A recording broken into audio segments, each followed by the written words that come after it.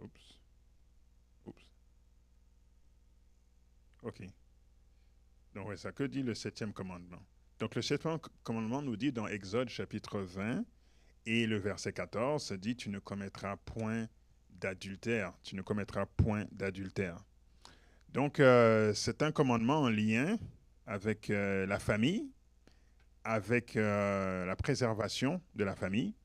Et on va voir un peu plus en détail qu'est-ce que Dieu voulait dire par tu commettras point d'adultère. Lorsque on va en magasin ou on achète quelque chose, souvent quelque chose de cher ou une voiture, ou lorsqu'on veut prendre un contrat pour avoir un bien quelconque, ou lorsqu'on voit certaines publicités, souvent vous allez avoir en gros ce que l'on vous offre. Donc 20% de rabais pour tel objet. Mais il va avoir ce qu'ils appellent les fine prints. Il va avoir d'autres choses là en détail, écrit tout en petit. Et que si vous lisez ces choses avec une loupe ou un microscope, vous allez rendre compte que finalement, ce n'est pas aussi avantageux que ce que ça a l'air de première vue. Avec les 10 commandements, il n'y a pas de fine print. Dieu est direct, ce qu'il dit, c'est ça. Par contre, il y a de la profondeur. C'est-à-dire en regardant de manière superficielle, on ne va pas nécessairement comprendre tout d'un coup, mais en regardant plus en profondeur, on va voir que tu ne commettras point adultère. Ça couvre un large éventail de comportements pour préserver la famille. Alors c'est ça l'approche que l'on a. Depuis que le péché est entré dans le monde, jusqu'à ce que nous soyons complètement restaurés lorsque Jésus va revenir, nous brisons continuellement les commandements en commençant par manger le fruit qui était défendu. Et il y a des exemples dans toute la Bible pour nous aider à comprendre c'est quoi marcher avec Dieu pour que nous soyons restaurés. Et c'est ce que nous allons faire aujourd'hui avec tu ne commettras point d'adultère. Donc, premièrement, je ferai une distinction entre adultère et fornication. Donc, lorsqu'on parle d'adultère, lorsqu'on lit tu ne commettras point d'adultère, le contexte souvent est celui du mariage. Et donc, on parle de relations sexuelles avec quelqu'un qui n'est pas son conjoint. Donc, ça peut être deux personnes qui sont mariées, mais qui ont un partenaire avec d'autres personnes qui sont pas leurs conjoints. Une personne peut être mariée, l'autre pas mariée. Et c'est dans ce cas-là qu'on va parler d'adultère. Lorsque l'on va parler de fornication, on va parler de gens qui ne sont pas mariés du tout et qui vont dans cette relation physique, sexuelle, intime avec quelqu'un qui n'est pas leur conjoint, eux-mêmes n'étant pas mariés. Personne ne se trouve marié dans l'histoire. Donc voici la distinction entre les deux. C'est le même péché de manière physique, mais dans l'un, il y a un engagement du mariage et dans l'autre, il n'y en a pas. Et on va détailler un peu plus cela. Adultère, c'est rompre une alliance. Lorsqu'on lit dans Exode 20, verset 14, tu ne commettras point d'adultère. Le mot adultère hébreu, c'est naaf, qui est utilisé dans le contexte d'alliance. Euh, Lorsque certaines traductions vont traduire aussi par exemple dans Ézéchiel, lorsqu'on va parler de femme adultère, on va parler de la femme qui brise les vœux du mariage, en utilisant aussi naaf pour parler de la femme qui brise l'alliance du mariage. Donc de quelle alliance l'on parle? Pour comprendre les choses, il faut toujours retourner à la source, n'est-ce pas? On ne peut pas nous-mêmes définir. Hein. Retournons à ce que Dieu même a défini dans Genèse chapitre 2, versets 22 à 24. C'est écrit, et l'Éternel Dieu forma une femme de la côte qu'il avait prise de l'homme, et il l'amena vers l'homme. Et l'homme dit, voici cette fois celle qui est os de mes os et chair de ma chair. On l'appellera femme parce qu'elle a été prise de l'homme.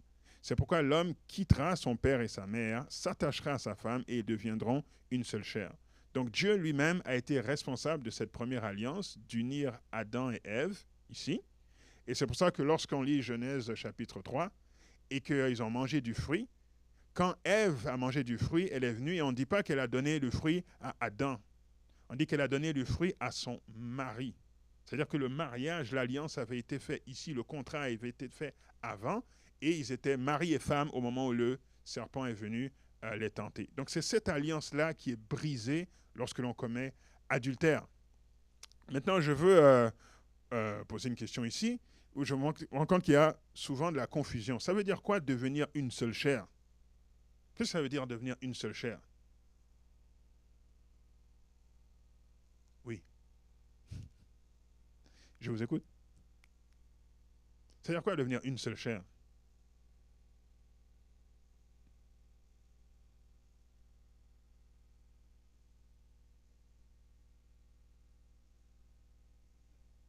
Une seule entité, ok? Et comment on devient une seule chair?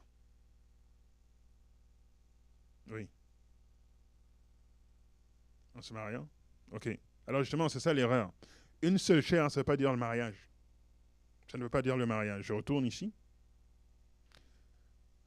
Voici celle qui est os de mes os, chair de ma chair. On l'appellera femme parce qu'elle a été prise de l'homme. C'est pourquoi l'homme quittera son père et sa mère. Donc là, il y a l'idée de responsabilité.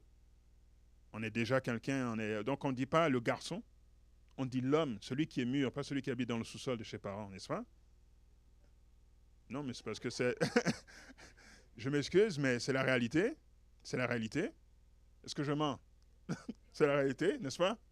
Donc, l'homme, pas le garçon, l'homme, celui qui est responsable, n'est-ce pas, quittera son père et sa mère. Donc, il y a quelqu'un, une idée d'indépendance ici. Quelqu'un qui est assez mature émotionnellement, assez mature financièrement aussi, et qui peut aussi devenir un leader spirituel, mature spirituellement, et il s'attachera à sa femme. Donc ça, c'est ce qui va emmener le mariage, et il deviendra ensuite une seule chair. Donc ça vient après.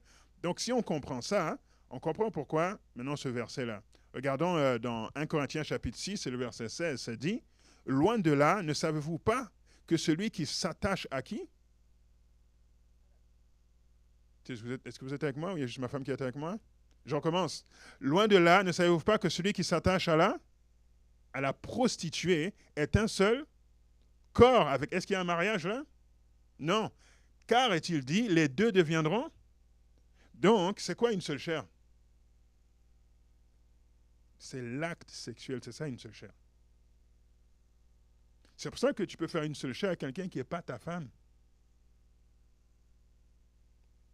C'est moi qui ai écrit ce verset? Vous avez l'air confus.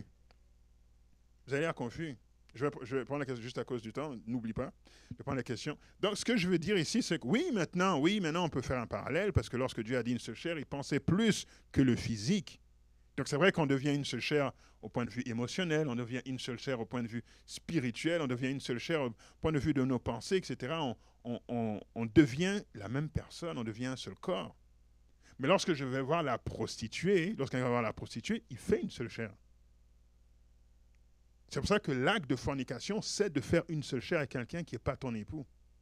C'est pas vrai que c'est seulement quand on est marié qu'on fait une seule chair. C'est pas ça que la Bible dit. Le mariage a lieu avant. OK? Donc, en commettant un adultère, je romps cette alliance. Ou la fornication, je vais sans alliance. On retient aussi. Donc, l'exemple du mariage, je m'excuse, j'ai réfléchi, mais j'ai pas... je sais que mon exemple est limité, mais c'est le meilleur exemple auquel j'ai pensé, ok? Donc, l'adultère, ce serait comme si vous prenez une maison et vous signez avec la banque que voici l'hypothèque que vous devez payer chaque mois. Mais pour une raison quelconque, vous n'êtes pas capable de payer, vous ne respectez pas l'alliance, parce que vous avez pris une alliance, n'est-ce pas, avec la banque pour avoir cette propriété. Donc, vous jouissez de la propriété en payant une mensualité. Ça, c'est l'adultère quand maintenant je ne paye pas ma mensualité, mais je veux rester dans la maison. La fornication, c'est que je ne signe même pas le contrat, je rentre dans le magasin, puis je vole le téléviseur. Ça, c'est la fornication. Parce que l'entente qui n'est pas écrite, qui n'est pas signée, c'est que je dois quand même payer à la caisse avant de sortir avec le téléviseur. Mais moi, je décide que je jouis de la propriété sans même payer, sans même prendre quelque engagement que ce soit pour avoir le droit de jouir de cela. Ça, c'est la fornication. Ok, bon, vous pouvez débattre de mon exemple, mais c'est à ça que j'ai pensé. Proverbe chapitre 20, verset 25, ça dit « C'est un piège pour l'homme que de prendre à la légère un engagement sacré. » Quand on se marie, le 1er septembre, ce sera nos 10 ans de mariage. C'est pas 10 ans de mariage. Par la grâce de Dieu. Le jour où on s'est marié, le 1er septembre 2014, on signe les papiers au niveau de la loi. Le pasteur, il prononce, en tout cas, que vous êtes marié et femme. Mais il y a un moment donné où on sort nos feuilles. Ben, c'est pas dans tous les mariages. En tout cas, moi, j'ai sorti. Et on dit nos vœux. Et là, on rajoute sur la liste qui est déjà très contraignante, n'est-ce pas, de la loi du pays. et que je t'aimerais. Et puis moi, j'ai fait une comparaison avec Adam, que si j'étais Adam et que Dieu avait pris ma côte et qu'il avait formé une femme, ce serait toi qui serais sorti, etc. Donc, on dit beaucoup de choses. Mais la Bible dit, attention, c'est sacré. Tu ne peux pas dire ça, puis ensuite aller rompre le vœu que tu as fait à l'Éternel de fidélité envers cette personne. Mieux vaut, Ecclésiaste 5, versets 4 et 5, mieux vaut pour toi ne point faire de vœu que d'en faire un et ne pas l'accomplir. Et de ne pas l'accomplir.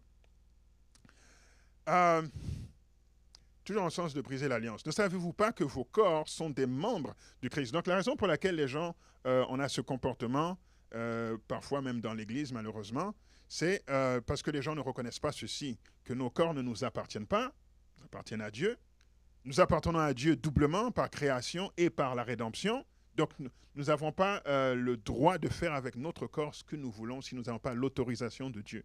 Aussi, dans les conséquences qui vont par rapport à cet adultère, donc, je n'ai pas l'autorité sur mon corps, je n'ai pas l'autorité sur le corps de quelqu'un d'autre, mais souvent, il y a la vie de quelqu'un d'autre qui va venir parce qu'il va avoir un enfant ou un avortement d'un enfant qui n'était pas souhaité. Et donc, je n'ai pas autorité sur cette vie, sur ce corps non plus.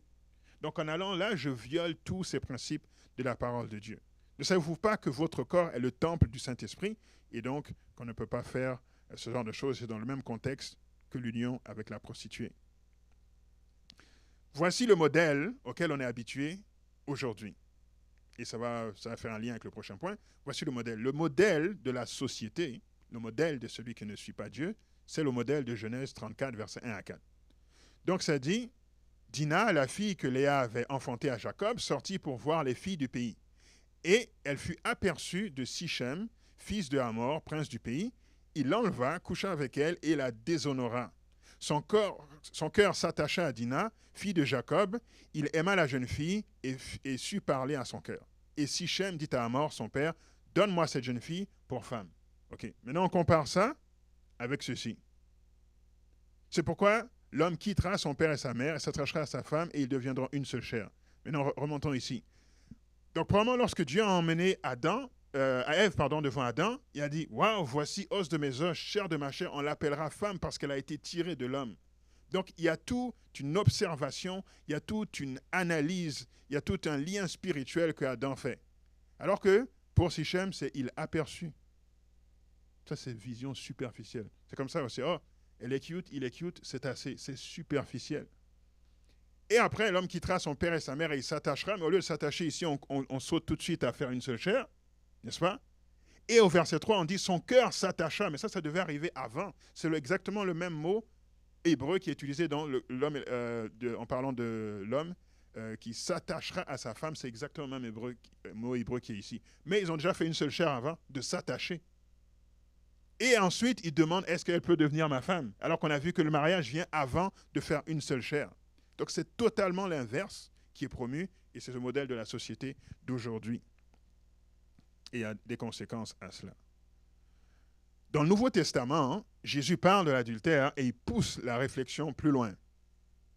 Matthieu 5, versets 27 à 28, c'est écrit, « Vous avez appris qu'il a été dit, tu ne commettras point d'adultère, mais moi je vous dis, quiconque regarde une femme pour la convoiter a déjà commis un adultère avec elle dans son cœur. » Ok. Quiconque regarde. Donc ici, Jésus il montre que l'adultère, c'est plus que l'acte. L'adultère, c'est la pensée. Parce que ça commence dans la pensée avant de devenir un acte. Et Dieu, donc il ne nous juge pas uniquement par nos actions, mais également et principalement par les motifs de notre cœur. Donc moi, je ne peux pas savoir si quelqu'un regarde ma femme, est-ce qu'il la regarde pour se demander, oh, c'est quoi son nom? Ou s'il la regarde pour la convoiter. Moi, je ne peux pas savoir. Mais Dieu sait, n'est-ce pas? Et Dieu va juger en fonction de les motifs du cœur. Parce que ça ne va pas toujours mener à l'action, mais le péché commence là. Donc Jésus dit l'adultère commence dans ton cœur. Observe ton cœur. Aussi, souvent la forme est dite sous la forme masculine, n'est-ce pas? En parlant d'un homme qui regarde une femme, on est d'accord que toute femme qui regarde un homme, n'est-ce pas, pour la convoiter, c'est la même chose. J'avais pris un texte de l'Ancien Testament où je parlais à quelqu'un pour essayer de le faire comprendre ça. Dans l'Ancien Testament, on dit que si un homme, n'est-ce pas, est marié et que cet homme trouve une quelconque impureté chez cette femme et qu'il veut la répudier, il a le droit de lui remettre une lettre de divorce et le divorce a lieu. Cette femme devient libre maintenant d'être la femme de quelqu'un d'autre. Mais si jamais cet autre mari trouve une autre raison pour la répudier, eh ben, elle sera libre aussi de ne pas être la femme de cet homme. Mais elle ne peut pas revenir être la femme du premier homme. Ça, c'est une abomination devant Dieu. Et la personne à qui je parlais était dans la situation où elle voulait faire ça. Elle dit, oh, mais ça s'applique aux hommes. J'ai dit, non, non, tu renverses en tant que femme. Ton mari a été ton mari, il est allé être le mari de quelqu'un d'autre, ça n'a pas marché, il ne peut pas revenir être ton mari. Non, non, non, non, c'est les païens qui font ça. Oups. Oups. OK. Donc, ouais, ça que dit le septième commandement. Donc, le septième commandement nous dit dans Exode chapitre 20 et le verset 14, ça dit, tu ne commettras point d'adultère. Tu ne commettras point d'adultère. Donc, c'est un commandement en lien avec la famille, avec la préservation de la famille. Et on va voir un peu plus en détail qu'est-ce que Dieu voulait dire par tu commettras point d'adultère. Lorsque on va en magasin ou lorsqu'on achète quelque chose, souvent quelque chose de cher ou une voiture, ou lorsqu'on veut prendre un contrat pour avoir un bien quelconque, ou lorsqu'on voit certaines publicités, souvent vous allez avoir en gros ce que l'on vous offre. Donc 20% de rabais pour tel objet.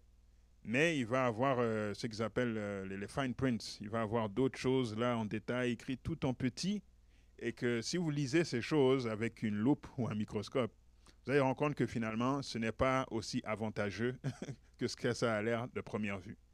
Avec les 10 commandements, il n'y a pas de fine prints. Dieu est direct, ce qu'il dit, c'est ça. Par contre, il y a de la profondeur. C'est-à-dire en regardant de manière superficielle, on ne va pas nécessairement comprendre tout d'un coup, mais en regardant plus en profondeur, on va voir que tu ne commettras point adultère. Ça couvre un large éventail de comportements pour préserver la famille. Alors c'est ça l'approche que l'on a. Depuis que le péché est entré dans le monde, jusqu'à ce que nous soyons complètement restaurés lorsque Jésus va revenir, nous brisons continuellement les commandements en commençant par manger le fruit qui était défendu. Et il y a des exemples dans toute la Bible pour nous aider à comprendre c'est quoi marcher avec Dieu pour que nous soyons restaurés. Et c'est ce que nous allons faire aujourd'hui avec « Tu ne commettras point d'adultère ». Donc, probablement, je ferai une distinction entre adultère et fornication. Donc, lorsqu'on parle d'adultère, lorsqu'on lit « Tu ne commettras point d'adultère », le contexte souvent est celui du mariage. Et donc, on parle de relations sexuelles avec quelqu'un qui n'est pas son conjoint. Donc, ça peut être deux personnes qui sont mariées, mais qui ont un partenaire avec d'autres personnes qui sont pas leurs conjoints. Une personne peut être mariée, l'autre pas mariée. Et c'est dans ce cas-là qu'on va parler d'adultère. Lorsque l'on va parler de fornication, on va parler de gens qui ne sont pas mariés du tout et qui vont dans cette relation physique, sexuelle, intime avec quelqu'un qui n'est pas leur conjoint, eux-mêmes n'étant pas mariés. Personne ne se trouve marié dans l'histoire. Donc voici la distinction entre les deux. C'est le même péché de manière physique, mais dans l'un, il y a un engagement du mariage et dans l'autre, il n'y en a pas. Et on va détailler un peu plus cela. Adultère, c'est rompre une alliance. Lorsqu'on lit dans Exode 20, verset 14, « Tu ne commettras point d'adultère », le mot adultère hébreu, c'est naaf, qui est utilisé dans le contexte d'alliance.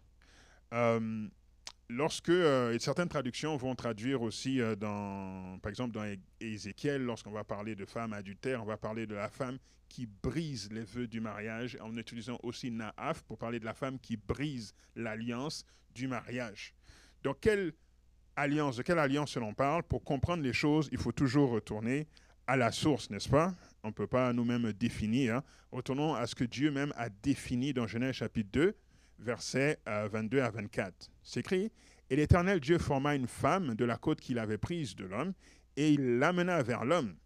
Et l'homme dit, voici cette fois celle qui est os de mes os et chair de ma chair. On l'appellera femme parce qu'elle a été prise de l'homme.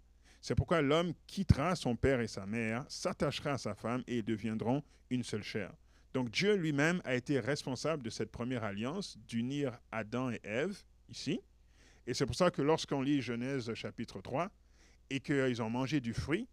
Quand Ève a mangé du fruit, elle est venue et on ne dit pas qu'elle a donné le fruit à Adam. On dit qu'elle a donné le fruit à son mari. C'est-à-dire que le mariage, l'alliance avait été fait ici, le contrat avait été fait avant, et ils étaient mari et femme au moment où le serpent est venu les tenter. Donc c'est cette alliance-là qui est brisée lorsque l'on commet adultère. Maintenant, je veux poser une question ici, où je me rends compte qu'il y a souvent de la confusion. Ça veut dire quoi devenir une seule chair? Qu'est-ce que ça veut dire devenir une seule chair? Oui, je vous écoute. Ça veut dire quoi devenir une seule chair?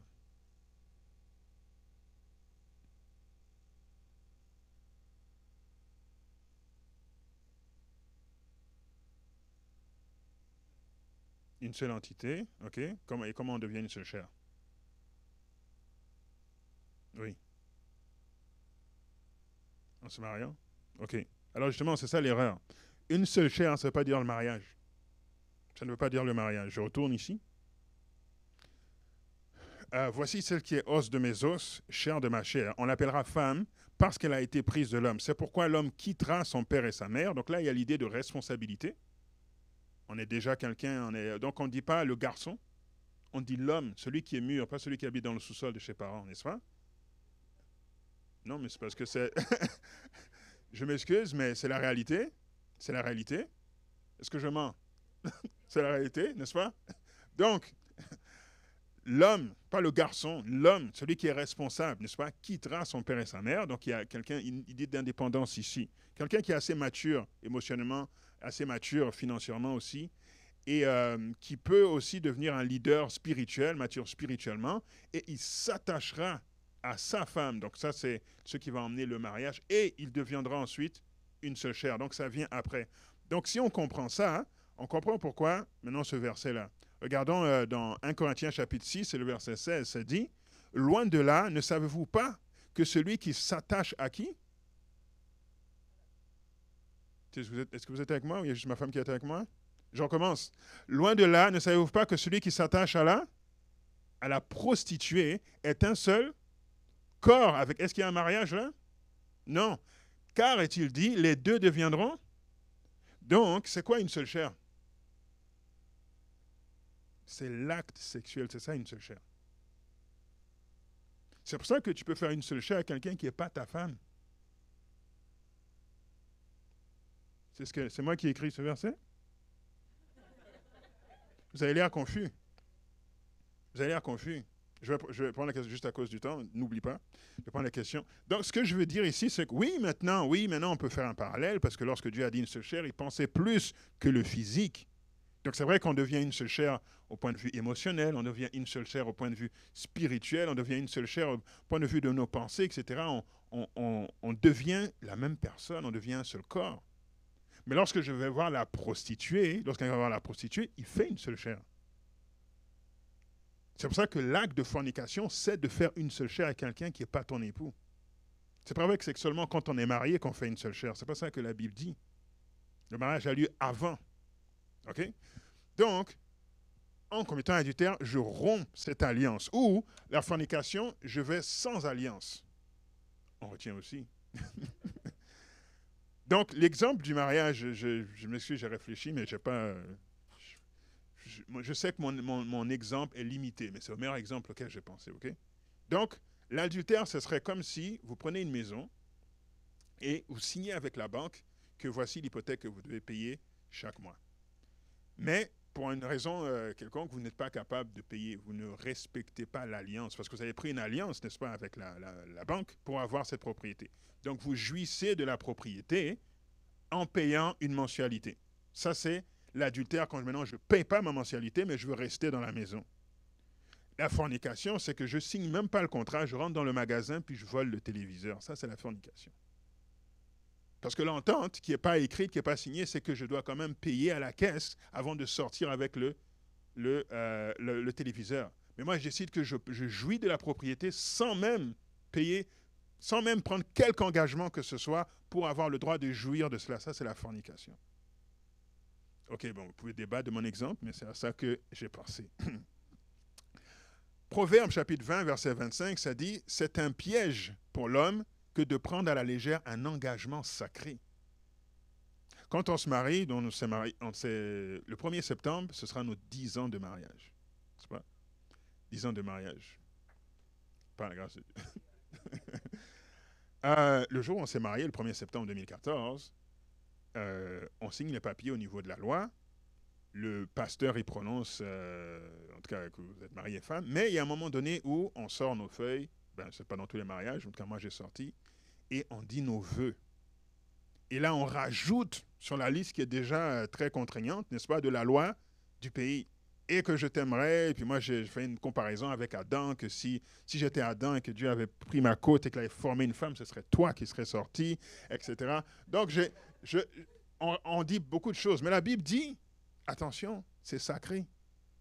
Tu ne peux pas dire ça, puis ensuite aller rompre le vœu que tu as fait à l'Éternel de fidélité envers cette personne. Mieux vaut, Ecclésiaste 5, versets 4 et 5, mieux vaut pour toi ne point faire de vœu que d'en faire un et ne pas l'accomplir. Et de ne pas l'accomplir.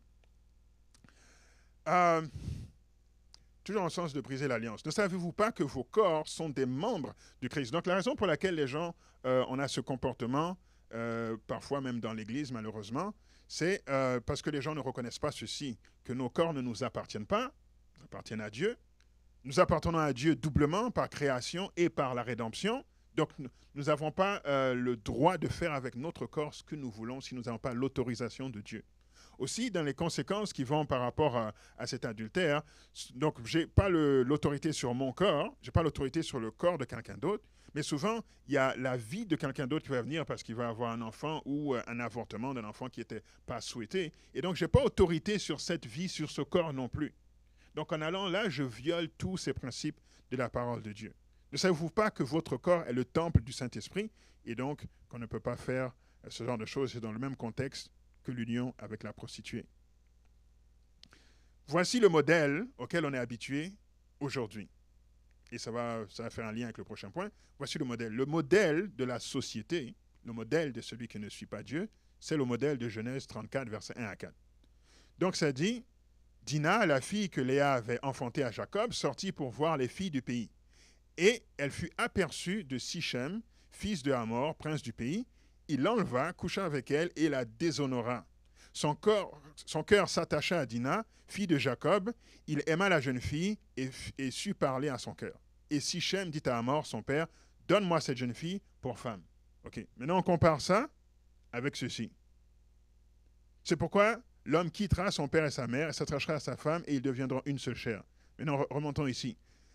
Donc, probablement, lorsque Dieu a emmené Ève devant Adam, il a dit, « Waouh, voici os de mes os, chair de ma chair, on l'appellera femme parce qu'elle a été tirée de l'homme. » Donc, il y a toute une observation, il y a toute une analyse, il y a tout un lien spirituel que Adam fait. Alors que, pour Sichem, c'est il aperçut.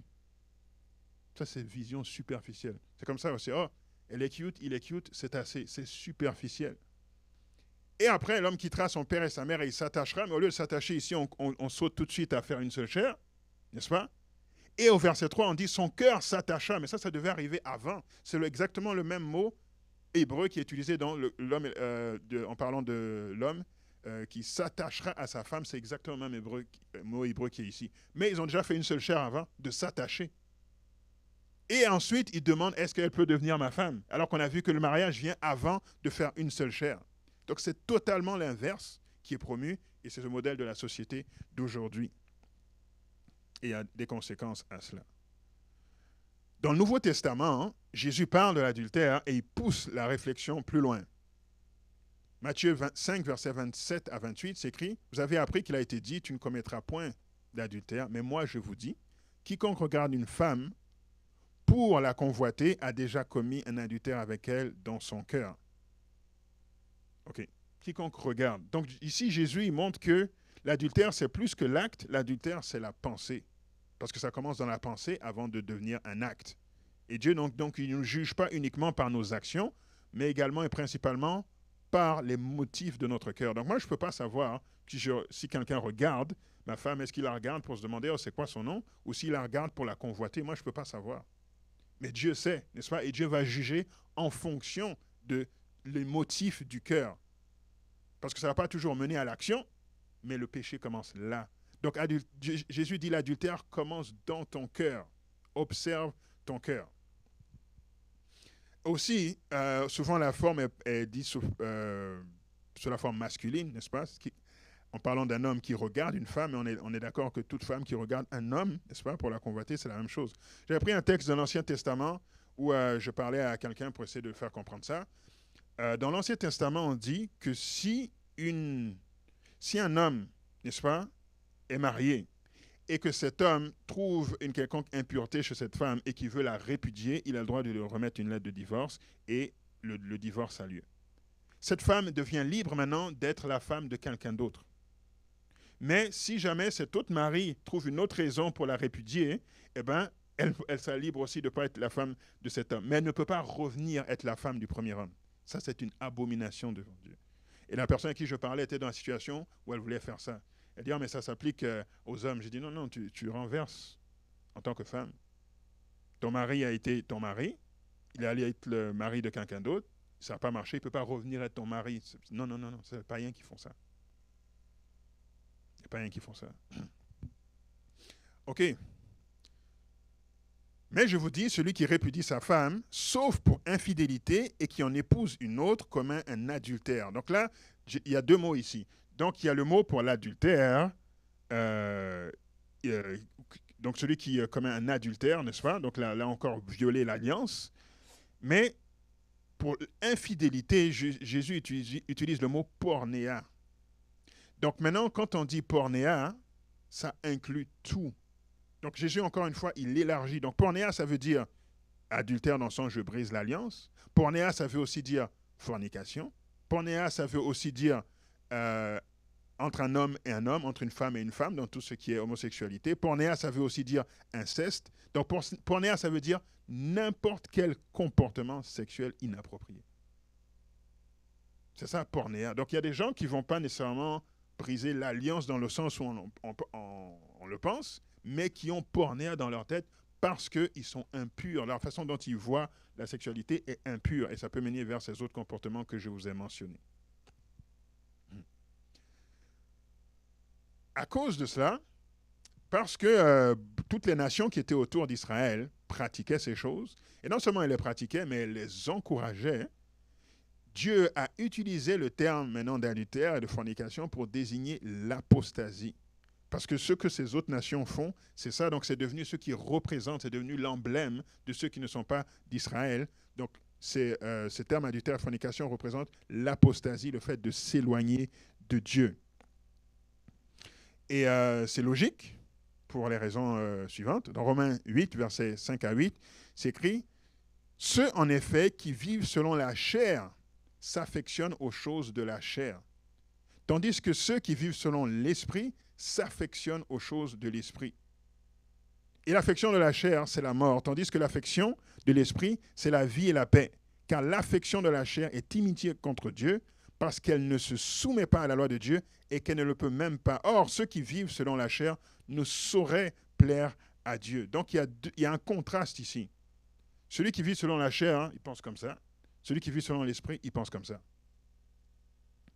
C'est devenu un symbole pour Dieu. Il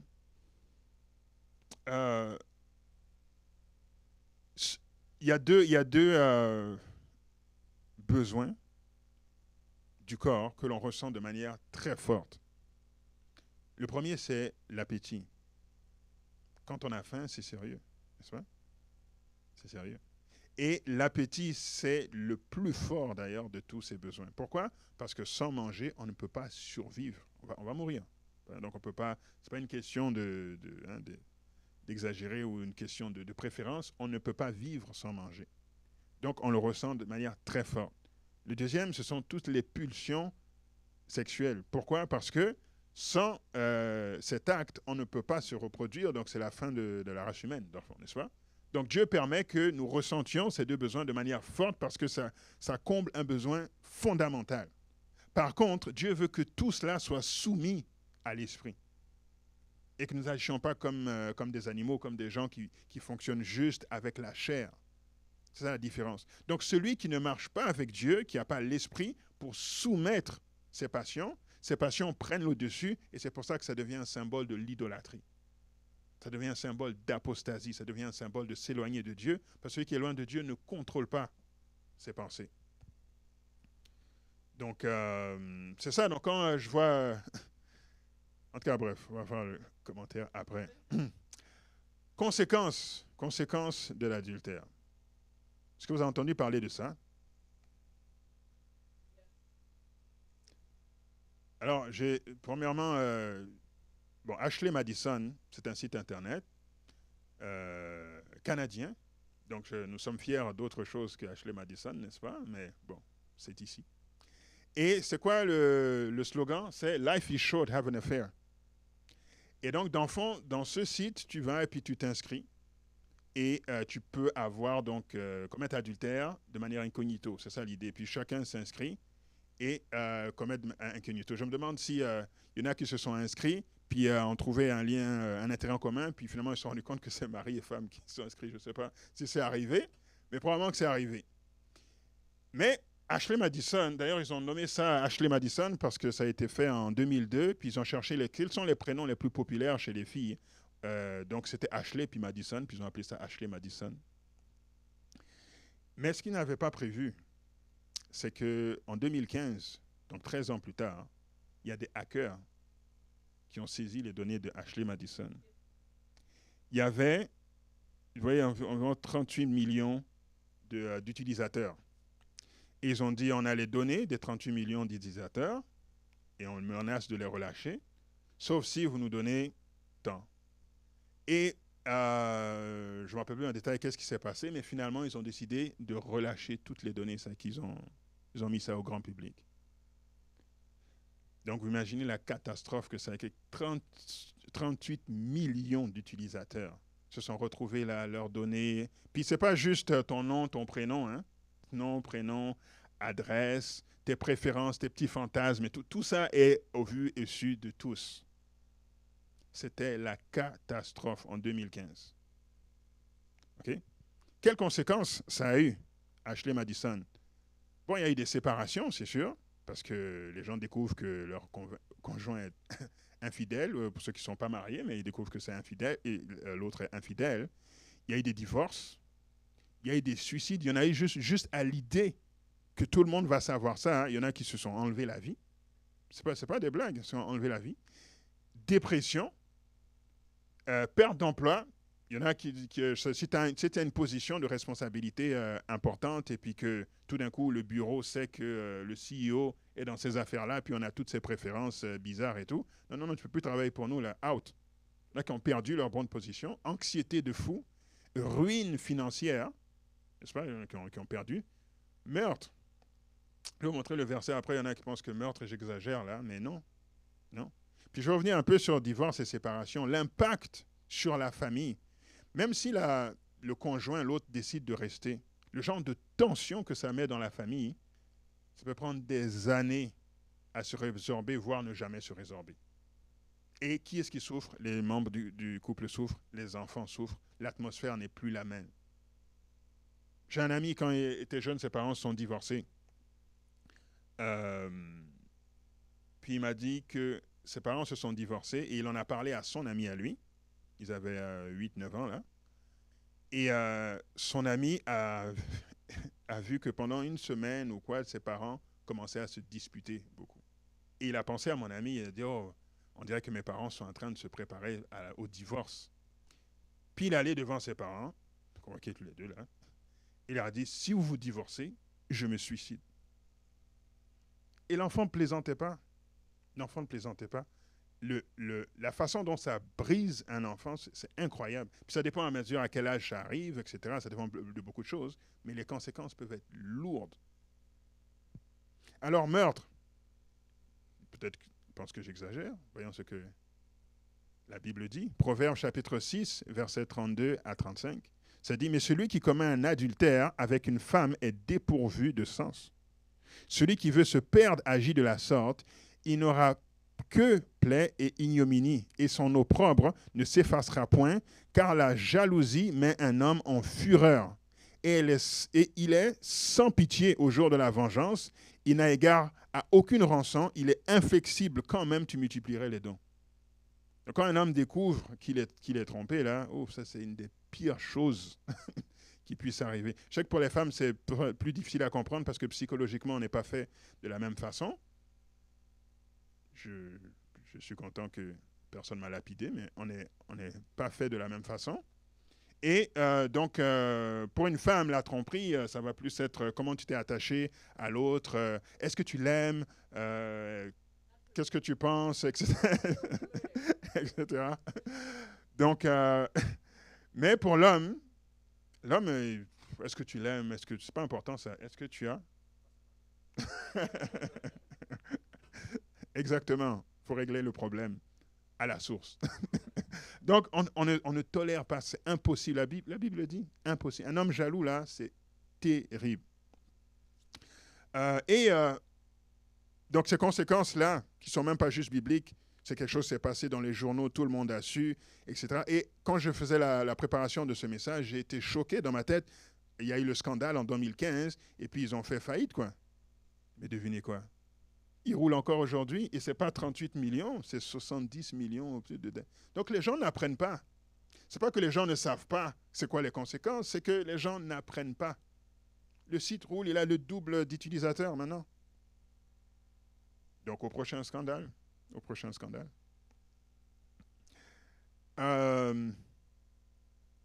Oh, il y a une autre conséquence, c'est que le fait de pécher, spécialement l'adultère, ça a un effet tourbillon. Ça a un effet domino. Et j'ai remarqué qu'en général, les commandements 6 à 10, c'est comme un forfait tout inclus. Ça vient ensemble. N'est-ce pas? Jérémie 7, verset 9. Dérober, tu ne déroberas point. Tuer, tu ne tueras point. Commettre des adultères, tu ne commettras point adultère. Jurer faussement, tu ne porteras point de faux témoignages contre ton prochain. Puis bien sûr, ce temps-là, c'est parce que tu as convoité. N'est-ce pas? Puis regardez David avec le péché avec Bathsheba. Il a convoité, n'est-ce pas? Il a volé la femme d'autrui. Il a tué Uri. Il a commis l'adultère clairement. Il a menti au sujet de ce qui s'était passé vraiment. C'est un tout inclus. Donc si vous allez par là, en général, vous allez briser 1 à 10 d'un coup. Donc vous allez multiplier les conséquences de ce qui allait se passer à ce niveau-là. Les commandements 1 à 4 parlent de notre relation avec Dieu. Le commandement 5 parle de nos relations avec nos parents, donc ils sont sur terre la plus grande autorité que nous avons après Dieu. Et si nous avons une bonne relation avec Dieu, une bonne relation avec nos parents, il y a de grandes chances maintenant que nous puissions obéir 6 à 10 sans problème. On termine. Fuyez l'impudicité, donc adultère, fornication et tout. Fuyez cela. Quelque autre péché qu'un homme commette, ce péché est hors du corps. Mais celui qui se livre à l'impudicité pêche contre son propre corps. Pourquoi pêche contre son propre corps? Parce que ça a des conséquences sur ton corps, comme les maladies transmissibles, comme les grossesses non désirées, etc., les avortements. Ça a une conséquence directe, comme le mari de l'autre qui vient te tuer, n'est-ce pas? Conséquence sur ton propre corps. Proverbe 30, verset 20. Telle est la voix de la femme adultère. Elle mange et s'essuie la bouche, puis elle dit, je n'ai point fait de mal. Donc, l'autre conséquence, c'est que ça efface dans notre esprit notre capacité à discerner le bien et le mal. On devient complètement là, insensible à c'est quoi le bien et le mal. Oh, j'ai rien fait, ben, il avait juste qu'à pas venir, il avait juste qu'à pas m'appeler. Et puis, on ne voit pas notre responsabilité là-dedans. C'est pour ça que dans 1 Samuel chapitre 12, lorsque Nathan est venu parler à David, il a dû lui donner toute une parabole d'abord, l'inviter à lui-même prononcer la sentence avant de dire « tu es cet homme » et de lui dire qu'est-ce que Dieu en pensait. Parce que David était rendu insensible au péché qu'il avait fait. Comment éviter de se retrouver dans cette situation? Alors, deux choses. On termine avec ça. Première chose, Job 24, verset 15, ça dit « L'œil de l'adultère épie le crépuscule. Personne ne me verra, dit-il. Il met un voile sur sa figure. » Maintenant, la question que je pose, c'est il met un voile sur sa figure. Personne ne me verra. Il se cache de qui? Il se cache de la personne à qui il va commettre un adultère ou il se cache de la personne à qui il est marié? Exactement, il se cache de la personne avec qui il a fait une alliance, n'est-ce pas? Et il attend il guette le crépuscule. Le crépuscule, c'est pas encore tout à fait la nuit, mais comme l'adultère est tellement pressé de commettre son adultère, il essaie de ne pas perdre une seule seconde de la nuit. Donc le crépuscule, c'est le moment de se préparer avant d'aller commettre son adultère. C'est souvent la nuit que les choses se font. Et là, c'est un parallèle avec le fait d'abandonner Dieu. Appelez Judas, lorsqu'il a trahi Jésus, c'est quand qu'il est allé, c'était en plein jour ou c'était la nuit? C'était la nuit et il s'est caché, c'est pas caché des pharisiens qu'il allait prendre pour emmener Jésus, il s'est caché de Jésus et des disciples de peur que l'on fasse avorter son plan. Donc, celui qui calcule l'adultère comme ça, eh ben, comment éviter l'adultère? C'est la personne qui n'est même pas convertie. Donc, elle calcule l'adultère de cette manière-là. Et maintenant, pour celui qui est converti, deuxième conseil, Genèse 39, versets 11 à 14, c'est écrit un jour qu'il était entré dans la maison pour faire un ouvrage et qu'il n'y avait là aucun gens de la maison. Elle saisit son vêtement en disant « couche avec moi ». Il laissa son vêtement dans la main et s'enfuit au dehors. Lorsqu'elle vit qu'il avait laissé son vêtement dans la main et qu'il s'était enfui dehors, elle appela les gens de sa maison et leur dit « Voyez, il a emmené un Hébreu pour se jouer de nous. Cet homme est venu vers moi pour coucher avec moi, mais j'ai crié à haute voix. » Donc la solution, c'est la fuite, aussi simple que ça, c'est de ne pas se retrouver dans la situation. C'est-à-dire la même chose ici, n'est-ce pas? Qu'est-ce qui nous purifie? Sanctifié par la vérité, ta parole est la vérité, ou le renouvellement de l'intelligence aussi, en étant confronté à la vérité. Puis je vais faire un commentaire là-dessus pour finir. Hein.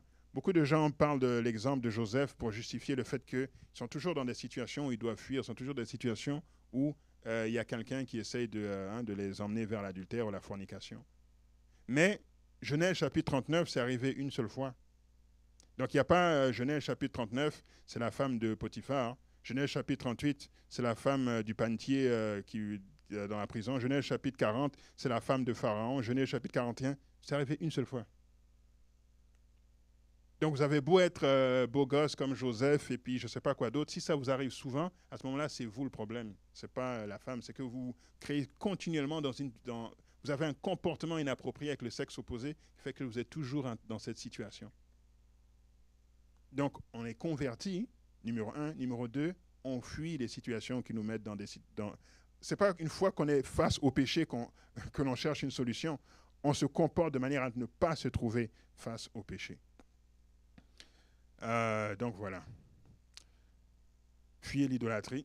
Ça s'applique aussi pour rester près de Dieu. Fuyez l'idolâtrie. On ne s'approche pas de ce qui peut nous emmener, nous éloigner de Dieu. C'est la meilleure solution. Je vous écoute. Question, il y avait Claudia, mon épouse, June. OK, tout le monde? OK.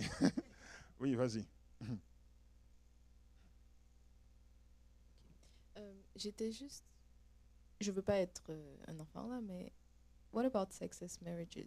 Est-ce qu'ils ne deviennent jamais vraiment un? Par exemple, dans les situations où, petite, j'ai entendu beaucoup parler de couples où il y avait une personne qui est née avec le sida ou qui avait le sida, ou, je sais pas moi, personne avec un handicap particulier. Est-ce que ça ne compte pas? C'est comme, ils deviennent un dans tous les autres domaines, mais est-ce que ça en particulier, s'il n'y a pas cette union-là, c'est pas, le mariage est, légalement, il n'est pas consommé, mais est-ce que ça exclut en fait toute cette catégorie de personnes? Donc toi, tu parles de gens qui sont mariés, puis le rapport sexuel n'a jamais eu lieu. Il y a une maladie, il y a quelque chose. Oui, c'est ça, les gens qui sont nés avec le sida ou qui ont... OK, oui, mais ce que je veux dire, c'est que le une seule chair ne parle pas du mariage, ça parle justement de cette union qu'il y a après, dans laquelle le rapport est inclus. Donc on ne fait pas une seule chair seulement physiquement, on fait aussi une seule chair spirituellement, une seule chair émotionnellement, etc. Donc ce n'est pas seulement cet aspect.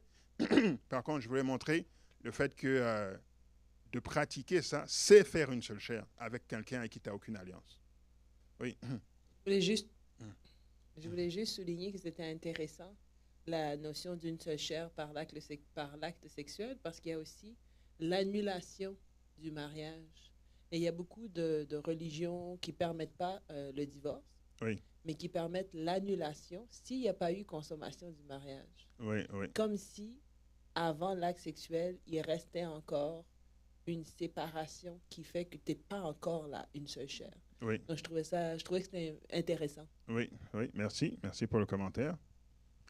Merci. C'était John, oui.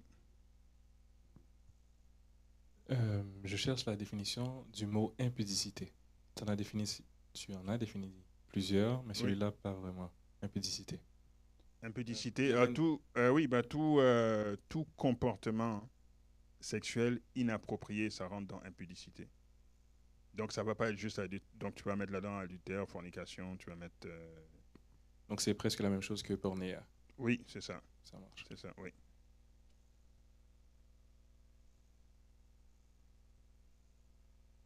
À cause de Junior, j'ai deux questions, là. Oui, Grâce à Junior, c'est ça, grâce à Junior. Premièrement, parce qu'au début, tu as fait une distinction entre adultère et fornication qui était quand même assez claire. oui, Mais de ce que j'en comprends après le message, c'est que malgré qu'il y a une certaine distinction, la fornication est quand même inclus dans le sixième commandement d'adultère, dans le sens que c'est ça. c'est une autre forme de... Oui, il y a, on va dire, une définition différente, mais le principe s'applique également à fornication Oui, OK. c'est ça, c'est ça. Parce que, n'oublions pas, c'est de rompre l'alliance. Donc, ce que j'essaie d'expliquer, tu romps l'alliance, mais dans la fornication, tu n'as même pas pris l'alliance. Donc, ça rentre dans ça, mais ça rentre aussi dans tu ne déroberas point. Tu t'es même pas placé dans l'alliance que tu es déjà en train de jouir du bien. Donc, voilà. OK. Voilà pour ça. Ma deuxième question, c'était, est-ce que impudicité, ça inclut aussi le de se vêter ou plutôt se dévêter dans un certain sens? Parce que normalement, je pense être pudique, c'est peut-être en ok, français, là, oui. mais est-ce que ça inclut ce volet-là de être habillé d'une façon qui est très sexualisée, qui est très Oui, révélateur? Oui, parce que Jésus disait que ça commence dans le cœur, n'est-ce pas? Donc, si je m'habille de manière à attirer la convoitise des autres, eh ben, je participe à l'infidélité. Je participe au pornéa. Oui. Oui, vas-y. La question est en train de partir. J'ai oublié la question. Désolée. OK. OK. Moi, j'avais une Oui. question, peut-être une réflexion. Dans l'Ancien Testament, on a beaucoup de rois, David, Salomon et tout, qui ont Oui. eu beaucoup de concubines, Oui. on va dire, Oui. et qui marchaient avec Dieu, mais qui ont aussi eu toutes ces femmes autour. Et Oui. puis, je me dis, en réfléchissant, ils ont eu aussi énormément de problèmes par rapport à ces décisions, Oui. où ils ont eu des rapports avec toutes ces femmes. Il y a eu toujours eu des problèmes, même quand on voit Abraham qui a appris sa servante, ça a Oui. causé de la tristesse et beaucoup de problèmes dans sa famille. Absolument, oui. C'est juste une réflexion, peut-être. Oui. Merci. La question est revenue, c'est ça? OK. Vas-y. Tu parlais du fait que on peut pas faire premier mari, divorce, deuxième mari, Oui, c'est ça. ensuite divorce, puis revenir au premier mari, right? Exactement, oui. On ne peut se séparer devant Dieu que s'il y a adultère. Oui, Mais c'est s'il y a ça. adultère, puis il y a des couples qui survivent à l'adultère, Oui. techniquement, il n'y a pas mariage, mais il y a comme union avec quelqu'un d'autre. Est-ce que c'est mal de pardonner une personne qui a commis l'adultère dans son couple?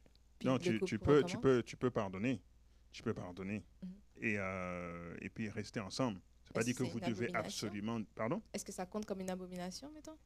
Non, De- non, parce que dans la Bible dit que si la personne est mariée, il divorce là, puis elle va marier quelqu'un d'autre, divorce encore, elle ne peut pas revenir être la femme du premier. Mais quand elle est adultère, il n'y a pas eu de divorce dans le cas dont tu parles, n'est-ce pas? Donc, c'est pour montrer à quel point Dieu valorise l'alliance, n'est-ce pas, du mariage. Maintenant, tu peux faire le choix de pardonner et travailler là-dessus. Par contre, la réalité, c'est que beaucoup qui font ce choix, peu le font pour des raisons nobles. Souvent, ce n'est pas parce qu'ils pardonnent vraiment, mais c'est parce qu'ils ont trop peur d'être séparés. Et puis ça amène d'autres conséquences, etc., d'autres problèmes. Mais si tu divorces, tu ne pèches pas non plus parce que Dieu dit que tu peux être séparé pour l'adultère. Donc, mais le divorce n'est pas obligatoire en cas d'adultère. C'est bon? On prie? Ok. Prions. Éternel Père notre Dieu, nous te remercions pour ce moment de culte que nous avons pu avoir. Nous te prions de nous communiquer ton esprit et de nous permettre de refléter ta loi, Seigneur, d'élever ton standard moral tel qu'il n'est pas connu, pas accepté nécessairement dans la société, et de montrer que c'est possible de vivre avec des standards plus élevés et qui protègent la famille, qui assurent le bonheur à long terme des personnes concernées, des enfants, de ceux qui entourent, etc. Tu as donné ces commandements pour préserver nos relations humaines. Sois avec nous pour le reste du sabbat. Et nous t'avons prié en nom de ton Fils Jésus. Amen.